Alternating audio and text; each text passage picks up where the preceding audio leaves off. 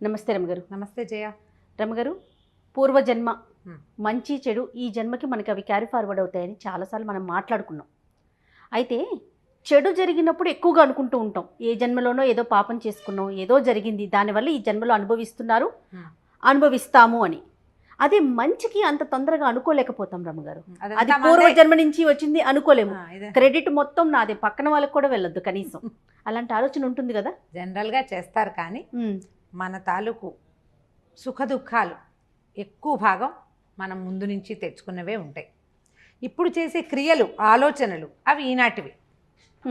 కానీ మనకి ఏదైనా చాలా ఇబ్బందికరమైన పరిస్థితి, మరణాలు లేదా అనారోగ్యాలు, అవన్నీ కూడా పూర్వజన్మ నుంచి క్యారీ ఫార్వర్డ్ అవుతాయి ఖచ్చితంగా. ఇప్పుడు ఇవాళ మనం పుట్టాం జయ, ఇంతకుముందు మనం ఉన్నామా? అనుకుంటాం, ఉన్నామేమో, ఎక్కడో పుట్టుంటామేమో. అదే, అక్కడ ఏం చేసి ఉంటాం? అసలు ఎలా పుట్టామో తెలియదు కదా రమగారు. అక్కడ ఎలా పుట్టామో తెలీదు, ఏం చేసామో మనకి తెలియదు. కానీ ఇప్పుడు పుట్టేశాం మనం. ఆ ఏం చేసామో నీకు నాకు తెలియదు, కానీ మన చుట్టూతా కొంత ప్రపంచం ఉంది మనమే కాకుండా. వీటిని మనం ఏమంటాము? పంచభూతాలు అంటాం. పంచభూతాలనే పృథివ్య తేజో వాయురాకాశాలు. అవును, మనం మామూలుగా చెప్పుకునేటిది నిప్పు, నీరు, భూమి, ఆకాశము, గాలి. ఈ 5 వీటితో పాటు ఎప్పుడు ఉండేవాళ్ళు సూర్యుడు, చంద్రుడు, వీళ్ళు 7. దీంతోపాటు మనసు అనేది ఒకటి ఉంటుంది. అది చూస్తూనే ఉంటుంది. అది మనతో పాటు ప్రయాణం చేస్తుంది. ఈ గుంపంతా ఉంటారు. ఇప్పుడు మనం మరణించిన తర్వాత మనం మళ్ళీ పుట్టాం, ఇవే ఉంటాయిగా మన చుట్టూతా. ఇప్పుడు నేను కొత్త ముఖంతో పుట్టానని భూమి ఆకాశాలు మారిపోవు, పంచభూతాలు మారిపోవు, అవే పంచభూతాలు అలానే ఉంటాయి. మనసు కూడా ఉంటుందంటారా మళ్ళీ జన్మకి? ఉంటుంది, అది ప్రయాణం చేస్తుంది. కానీ దాని తాలూకా విషయాలు మనకు తెలియదు, ఏమీ తెలియవు. ఒక్క టింట్ లాగా ఉంటుందా రమ్మగారు? ఖచ్చితంగా. పంచకోశాంతర అంటారు వాటిని. అమ్మవారిని పంచకోశాంతర స్థిత అని చెప్తారు. 5 కోశాలలో ఉంటుంది అమ్మవారు అని. వాట్లల్లో ఒక్క కోశం, శరీరము పంచకోశాలతోటి నిర్మించబడి ఉంటుంది. ఒకటి జీవుణ్ణి అనుసరిస్తుంది, అది కూడా ఏంటంటే పూర్తి స్థాయిలో అనుసరించదు, సూక్ష్మ రూపంలో అనుసరిస్తుంది. అందువల్లనే ఇంట్లో ఎవ్వరికీ లేని సంగీతం ఒక పిల్లకి వస్తుంది. అవును, కుటుంబంలో లేదు అసలు. వాళ్ళ కుటుంబంలో అందరూ నిరక్షరాస్యులే. ఒకడు IAS అయిపోతాడు. సాధారణ కుటుంబంలో ఉంటారు, రోజు గడవని పరిస్థితిలో కూడా మీరు అన్నట్లుగా మంచి పరిస్థితుల్లోకి వెళ్ళిపోతారు వారు. ఒక మహాద్భుతమైన కుటుంబం ఉంటుంది, ఒక్క దౌర్భాగ్యపు మనిషి ఒకడు ఉంటాడు. వాడికి చదువు సంధ్య ఉండవు, నానా రకాల దురభ్యాసాలు వాడికే ఉంటాయి, సప్తవ్యసనాలు వాడికే వస్తాయి. అమ్మా నాన్న తాత మామ అందరూ అఖండమైన వాళ్ళు, మంచివాళ్ళు, గొప్పవాళ్ళు, సమాజంలో పేరెన్నిక కలిగిన వాళ్ళు. ఒకడు తన కర్మవశాత్తు అప్పుడు చేసినటువంటి సత్కర్మల వల్ల ఈ కుటుంబంలో జన్మిస్తాడు. కుకర్మల వల్ల అతను ఏ వ్యసనాలతో అక్కడ ఇచ్చేశాడో అదే వ్యసనం ఇక్కడ అనుభవించాల్సి వస్తుంది. ఇది తప్పదు. సో ఇప్పుడు మీరు చెప్పిన దాన్ని బట్టి మంచికైనా చెడుకైనా గత జన్మ అనేది ఒక లైన్ మన వెనకాల ఉంది అంతే. దాన్ని మనం రెండిటికి గుర్తుంచుకోవాలి. అందుకని మనకి ఇప్పుడు ఏం చెప్తారు? సత్కర్మలు చెయ్యి, సరైన పని చెయ్యి, లేకపోతే ఇది నీ వెనకాల పడి వస్తుంది. నువ్వు మంచి పని చేస్తే నీ వెనకాల వస్తుంది, నిన్ను మంచి దారిలోకి తీసుకెళ్తుంది. అవును, నువ్వు సరైన పని చేయకపోతే నువ్వు ఎలాగ పుడతావు? ఇప్పుడు చూడు, దేవాలయం ఇప్పుడు డబ్బులు తినేసినాడు కుక్కై పుడతాడని వింటుంటామా? మనకు తెలుసు, వింటాం అది మనం. అవును, ఇప్పుడు వీడివన్నీ తినేసినాడు, రేపొద్దున ఏం పుట్టబోతాడో అంటాం. మనకి ఈ శాస్త్రం తెలియదు, ఈ వ్యవహారం అంతా తెలియదు, కానీ ఈ మాటలు మనకు తెలుసు. ఇది ఎలాగూ జరగబోయేది. అయితే వచ్చే జన్మ నేను చూడను కదా, అప్పుడు ఏమవుతుందో నాకు తెలియదు కదా, నేను ఏదో ఒకటి చేస్తాను, నా ఇష్టారాజ్యంగా నేను జీవిస్తాను అని కనుక నువ్వు అనుకునేటట్టయితే అది నీ ఇష్టం. కాకపోతే ఈ కలియుగంలో ఏం చెప్తారంటే, ఈ జన్మలో చేసింది ఇప్పుడే అనుభవించాల్సి వస్తుంది అంటారు. మళ్ళీ మళ్ళీ ఇక్కడ అనుభవిస్తాము, మళ్ళీ పుట్టి మళ్ళీ అనుభవించాల్సి వస్తాము ఖచ్చితంగా. దాన్ని అసలు తప్పించుకోలేము. కథా చరిత్సాగరంలో చాలా కథలు చెప్పుకుంటూ ఉంటాం. అవునండి. అయితే ఇప్పుడు ఇది ఇంత టఫ్ సబ్జెక్టు, ఎన్నిసార్లు మాట్లాడినా మళ్ళీ కొత్తగానే ఉంటుంది, బోలెడన్ని అనుమానాలు వస్తాయి మనకి. అయితే అది కదా ఇది కదా, మరి వీడు బాగున్నాడు కదా, వాడు మంచివాడు కాదు కదా, వాడికి డబ్బు ఎలా వచ్చింది, రకరకాల ప్రశ్నలు వస్తాయి. వాడి అంతా కూడా ముందు చేసుకున్నటువంటి కర్మ, దానివల్లనే వస్తుంది, దీనిలో అనుమానం ఏం లేదు. ఈ కథలు భలే చిత్రంగా ఉంటాయి. ప్రాక్తన కర్మ అని చెప్తాడు, ముందు చేసుకున్నటువంటి కర్మానుభవం తర్వాత ఎట్లా ఫాలో అవుతుంది అని. అజరుడని ఒక వైద్యుడి కథ ఆసక్తికరంగా ఉంటుంది. ఒక ఊర్లో, శ్రీనగరం అనే ఊళ్ళో, ఒక విలాసపురం అని ఒక పెద్ద మహారాజ్యం ఉందట. ఈ శ్రీనగరం అనే దేశంలో విలాసపురం అని మహారాజ్యం. ఈ విలాసపురానికి ఒక రాజుగారు ఉండేవారు. ఆయనకి కమలప్రభని చాలా సౌందర్యవతి అయిన భార్య ఉండేదట. చాలా సంతోషంగా ఉండేవాడు. కొంచెం 45-47 ఇయర్స్ వచ్చేసరికల్లా ఆయనకి కొంచెం వృద్ధాప్యపు సూచనలు కనపడేవి మొహం మీద. జుట్టు కొంచెం తెల్లబడింది, ముంగురులు తెల్లబడతాయి. చాలామందికి ముందు జుట్టు తెల్లబడుతుంది కదా. ఆయన అద్దం చూసుకున్నప్పుడల్లా ఆయనకి బెంగ వచ్చేది. ఏమిటి ఇలా ముసలాండి అయిపోతున్నాను నేను? ఈ ముసలి మొహంతో భార్యను సమీపించడానికి సిగ్గుగా ఉండేది ఆయనకి. భార్యాభర్త ఓ ఇంట్లో ఉండరు రాజులు. ఆవిడ అత్తపురం వేరు, ఈయన భవనం వేరు. ఈయన 2 రోజులకి, రోజు విడిచి రోజు 3 రోజులకు ఒకసారి ఆవిడ దగ్గరికి వెళ్తూ ఉండేవారు. అలాగే జరిగేవి అప్పట్లో. ఈ వ్యవహారంలో ఆ భార్యను చూడడానికి ఆయనకి సిగ్గుగా ఉండేది. ఎవరైనా ఈ ముదిమిని పోగొట్టే వైద్యుడు దొరుకుతాడా అని ప్రయత్నం చేసేవారు. ప్రయత్నం చేసే మంత్రులంతా, ముదిమి వయసుతోటి వస్తుంది, ఇవాళ మీరు పెద్దవాళ్ళైతే మీకంటే 10 ఏళ్ళు చిన్నదైన రాణిగారు ముసిలిది అవ్వదు, ఆవిడే అవుతుంది సహజంగానే. అయినా కూడా ఈయనకి కొంచెం దిగులుగా ఉండేది, ఎప్పుడు అద్దం చూసుకుంటూ ఉండేవారు. అయితే ఏమైందంటే రాజుగారికి ఇలాంటి ఉద్దేశాలు ఉన్నాయని తెలుసుకుని అజరుడు అనేటువంటి ఒక డాక్టర్, ఒక వైద్యుడు, భిషగ్వరుడు అని రాస్తారు, ఆయన ఏమన్నాడంటే మీ ముదివిని పోగొట్టేస్తాను నేను అన్నాడు. అనేసరికల్లా ఆయన చాలా ఉత్సాహం వచ్చింది. ఏం చేయమంటావు చెప్పు, ఏం కావాలి, దీనికి పులిపాలు కావాలా, సింహం పాలు కావాలా, ఏనుగు దంతం కావాలా అన్నీ అడిగాడు. ఆయన అన్నాడు ఏం అక్కర్లేదు, మీరు ఒక 6 నెలలు భూగృహంలో ఉండాలి ఏకాంతంగా, నేను ఒక్కడే చూస్తాను మిమ్మల్ని, నేనే మీకు వైద్యం చేస్తానన్నాడు. అవన్నీ ఎక్కడ కుదురుతాయి అలా రాజు ఒప్పుకున్నాడు, ఎగిరి గంతేసి ఒప్పుకున్నాడు. మంత్రులంతా అన్నారు ఎందుకు వచ్చిందండి, అది చాలా కష్టము, పైగా ఈ 6 నెలలు ఏకాంతంగా ఉంటే వాడు ఏం చేస్తాడో మాకు నమ్మకం లేదంటే. ఆయన ఒప్పుకోలే. భార్యకి చెప్పాడు, సైన్యాధిపతులకి, వారికి వీరికి అందరికీ చెప్పాడు, నేను యవ్వనవంతుడినై తిరిగి వస్తాను, 6 నెలల పాటు రాజ్యాన్ని బాగా చూడండి అన్నాడు. ఈ అజరుడు ఏం చేశాడు, ఈయనకి ఒక పెద్ద పాతాళ గృహం నిర్మింపజేశాడు, తన దగ్గరే ఉన్నాడు.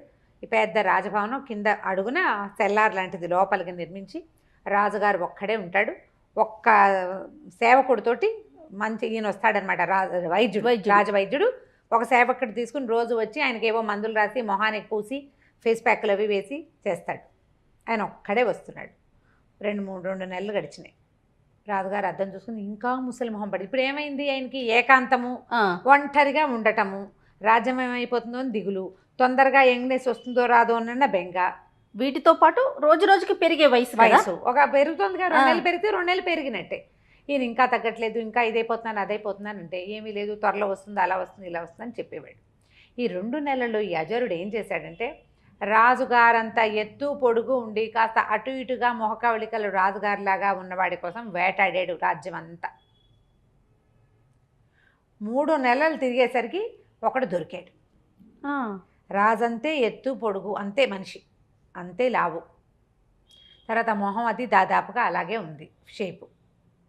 రాజుకి 48-49 సంవత్సరాలు వచ్చినాయి, వీడు ఒక 25 ఏళ్ళవాడు, బిగువుగా ఉంటుంది స్కిన్ అది కదా. సరే ఏం చేశాడు, 3 నెలలు తిరగగానే రాజుగారిని సంహరించి సముద్రంలోకి తోసేశాడు. ఆ ప్లేస్లోకి తను ఏ కుర్రవాడిని అయితే రాజు లాగా ఉన్నవాడిని పట్టుకున్నాడో వాడిని ప్రవేశపెట్టాడు.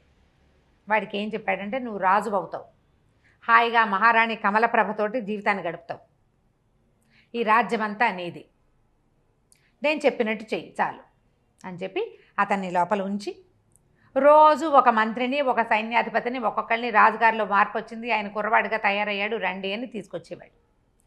మెల్లిగా ఈ మంత్రులు వాళ్ళ ఆనుపానులు, వాళ్ళ వ్యవహారాలు, మధ్యలో మహారాణి కమలప్రభ ఆవిడ తాలూకు చెలికత్తెలు ఒక్కొక్కళ్ళు అలవాటయ్యారు. రాజుగారిని ముట్టుకోకూడదు, బాగా వెళ్తురున్న చోట కూర్చోబెడితే ఆయనకి మొహం పాడవుతుంది, అలాంటివి చెప్పి వాళ్ళు డైరెక్ట్గా ఆయన్ని చూడనివ్వకుండా చేసాడు. 3 నెలలు గడిచేసరికల్లా ఈ జనం అందరికీ ఈ కొత్త రాజుగారు యంగ్గా అయిపోయిన, ఇప్పుడు మనమే ఒక 15 సంవత్సరాల తర్వాత, ఇప్పుడు ఉన్న మొహం 15 ఏళ్ల తర్వాత నా మొహాన్ని నేను చూసుకుంటే మనం గుర్తుపట్టలేము. అవును, గుర్తుపట్టలేకపోతాం. ఎందుకంటే చెంపలు అవి టైట్గా ఉంటాయి. 20 ఏళ్ళు 25 ఏళ్ల వయసు వేరు, 50 వచ్చేసరికల్లా డిఫరెన్స్ వచ్చేస్తుంది. ఆ ఫోటో ఈ ఫోటో దగ్గర పెట్టుకుంటే పోలిక ఒకలా ఉంటుంది, కానీ షేప్స్ మారిపోతాయి. ఎవరో అట్లా అలాగే ఉండేవాళ్ళు. ఎవరో అమృతం తాగిన వాళ్ళు ఎవరుంటారు, ఎంతో కొంత మార్పులు వచ్చేస్తాయి కదా. హెయిర్ లైన్ దగ్గర నుంచి మారిపోతుంది, జుట్టు ఊడిపోతుంది, పెరిగిపోతుంది, పక్కెళ్ళిపోతుంది, పాపిడి పెద్దదైపోతుంది. చాలా రమ్మగారు, మనకి కిందటి సంవత్సరం చేసిన వీడియోలు ఇప్పుడు ఒకసారి చూడండి, ఎంత మార్పు కనిపించేస్తుందో. సహజం కదా, సహజం కదా అది. అంతే. సరే ఏమైంది, 6 నెలలు తిరిగిపోయినాయి, కొత్త రాజుగారిని ప్రవేశపెట్టాడు. ఈయన ఈ లోపల రాజుగారి లాగా నడవటం, నుంచోటం, మాట్లాడటం అన్నీ నేర్చుకున్నాడు అబ్బాయి. మంచి చురుకైన వాడు. తర్వాత చక్కగా రాజ్యాన్ని ఏలటం మొదలుపెట్టాడు. రాణి కమలప్రభతోటి హాయిగా ఉన్నాడు. ఆవిడ గుర్తుపట్ల తెలుసుకోలేకపోయింది. ఆయన 25 ఏళ్ల వయసులో ఆయన ఎలా ఉన్నాడో ఆయన ఉత్సాహవంతుడిగా ఉండటం తెలుసు. 25 ఏళ్ల కుర్రాడికి న్యాచురల్లీ ఉంటుంది. ప్రత్యేకమైనవి ఏమీ లేవు, పాత అలవాట్లన్నీ మార్చుకున్నానని ముందే చెప్పుకున్నాడు. దాంతో అన్నీ మారిపోయినాయి. కొన్ని తినచ్చు, కొన్ని తినకూడనివి. రాజుగారికి స్వీట్ అంటే ఇష్టం, స్వీట్లు తినకూడదన్నాడు ఈయన. అబ్బాయి తిండు, ఇతను కారమే తింటాడు, స్వీట్లు తినకూడదు కాబట్టి అవి మానేశాడు. అట్లా అడ్జస్ట్ చేసేసుకున్నారు. రోజులు గడిచినాయి. ఇతను ఏం చేశాడు, తన పాత స్నేహితులు ఇద్దరిని పిలుచుకొచ్చాడు. ఆ ఇద్దరు స్నేహితులకి చక్కగా 2 గ్రామాలు 4-5 గ్రామాలు అవి ఇచ్చి వాళ్ళని కూడా తనతో సమానంగా చేసి వాళ్ళని తన పక్కన పెట్టుకున్నాడు. ఈ అజరుణ్ణి మాత్రం వీడు మోసగాడు. చూడండి, రాజుని చంపి తనని ప్రవేశపెట్టాడు. ఆయనతో క్లోజ్గా ఉండేవాడు కాదు, కొంచెం పక్కకు పెట్టేవాడు. తెలివిగలవాడు. సరే, కొద్ది రోజులు గడిచేసరికల్లా అజరుడి కొళ్ళు మండిపోయింది. వీడేమిటి, నేను నిలబెట్టిన బొమ్మ వీడు వేషాలు వేస్తున్నాడని ఒకరోజు నిలదీశాడు. ఏంటి నువ్వు వేషాలు వేస్తున్నావు అన్నాడు. అనేసరికల్లా ఈయనేమన్నాడు, నువ్వు ఇచ్చిన జీవితమే ఇది, నిజం అయినంత మాత్రాన ఏది ఇప్పుడు నువ్వు బయట పెట్టవు. నిన్ను నాతో ఉంచుకొని నిన్ను బతికి ఉండనిచ్చాను, నువ్వు సంతోషించు, దానికి నీకు అవసరమైంది ఇస్తాను, అంతేగాని నా రాజుకి నీ చేతిలో కీలుబొమ్మగా చేసుకోవాలని చూడకు. నేను ఇవాళ ఇక్కడ ఉండటానికి నువ్వు ఉపయోగపడ్డావు అంతే, నువ్వు కాకపోతే ఇంకోటి తెచ్చేవాడు నన్ను ఇక్కడికి అనేసరికి అజరుడు ఒళ్ళు మండిపోయింది. కానీ బయట పెట్టే మార్గం తనకి లేదు. తన జీవితం వాడిని పాడు చేస్తే తను మొత్తానికి నాశనం అయిపోతుంది, అంతే కదా. అందుకని అక్కడక్కడే తిరుగుతూ ఉండేవాడు. ఒకనాడు ఈ రాజు, అతని తాలూకు 2 స్నేహితులు, 2-3 మంత్రులు ఈ అజరుణ్ణి కూడా తీసుకుని ఒక చోట షికారుకి వెళ్ళారు. అట్లా నడిచిపోతుంటే పైనుంచి నీళ్ళు వస్తున్న ఒక చెరువులో, పైకి ఎక్కడి నుంచో ఆ చెరువులోకి నీళ్ళు వస్తాయి. బంగారు కమలాలు కొట్టుకొచ్చినాయి. అందరు కేరింతలు కొట్టారు. అయ్యో అయ్యో ఏదో పువ్వులు వస్తున్నాయి, చుట్టూ బంగారంగా ఉన్నాయని. ఈయన నీటిలోకి దూకి పువ్వులు చేత్తో పుచ్చుకున్నాడు. సంతోషించి అజరుణ్ణి అన్నాడు, అజరా నువ్వు ఈ పువ్వులు ఎక్కడి నుంచి పుట్టుకొస్తున్నాయో అక్కడ చూసిరా అని పంపించాడు.